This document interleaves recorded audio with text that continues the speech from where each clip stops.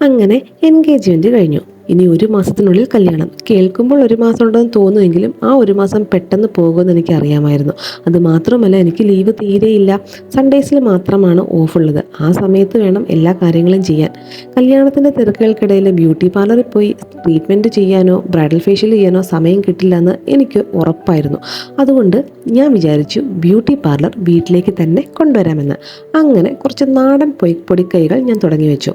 ദിവസവും തൈരും തേനും മുൾട്ടാണി മിട്ടിയും ചേർത്ത് ഒരു ഫേസ് പാക്ക് ഉണ്ടാക്കി മുഖത്തിലും കഴുത്തിലുമൊക്കെ അപ്ലൈ ചെയ്യുമായിരുന്നു. വളരെ സിമ്പിളായൊരു ഫേസ് പാക്കാണ്, പക്ഷെ സ്ഥിരമായി ചെയ്താൽ നല്ലൊരു റിസൾട്ട് കിട്ടും കേട്ടോ. സ്കിൻ ഫ്രഷ് ആകാനും ടാൻ കുറയാനും മുഖത്തിനൊരു ഗ്ലോ കിട്ടാനും ഒക്കെ ഇത് ഹെൽപ്പ് ചെയ്യും.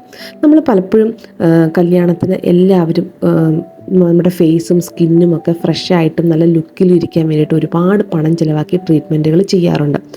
ക്യാഷ് ഇല്ലാത്ത ആൾക്കാർക്ക്, എന്നെപ്പോലെ സാധാരണക്കാർക്ക് ഒക്കെ ഈ സമയത്ത് അങ്ങനെ ചെയ്യാൻ വേണ്ടിയിട്ട് ക്യാഷ് ഉണ്ടാവണമെന്നില്ല.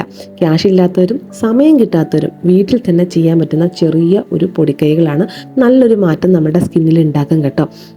അപ്പം മേക്കപ്പിൽ മാത്രമല്ലല്ലോ സൗന്ദര്യമുള്ളത്, നമ്മൾ നമ്മളെ തന്നെ കുറച്ച് കെയർ ചെയ്യുന്നതിലും കാര്യമുണ്ട്. അപ്പം ബ്രൈഡൽ ഫേഷ്യൽ ചെയ്യാൻ പറ്റാത്തവർക്കൊക്കെ ഇതൊരു നല്ല ഹോം റെമഡിയാണ്. ഒന്ന് ട്രൈ ചെയ്ത് നോക്കൂ. പിന്നെ സ്കിൻ എല്ലാവരുടെയും വ്യത്യസ്തമായിരിക്കും. അതുകൊണ്ട് തന്നെ ഉപയോഗിക്കുന്നതിന് മുമ്പ് ചെറിയൊരു ടെസ്റ്റ് ചെയ്ത് നോക്കിയാൽ നല്ലതായിരിക്കും. പിന്നെ ഇതിനങ്ങനെ വലിയ സൈഡ് എഫക്റ്റ് ഉണ്ടാവില്ല എന്നാണ് എൻ്റെ ഒരു വിശ്വാസം. കാരണം തൈരാണ്, തേനാണ്, മുൾട്ടാണി മിട്ടിയാണ്.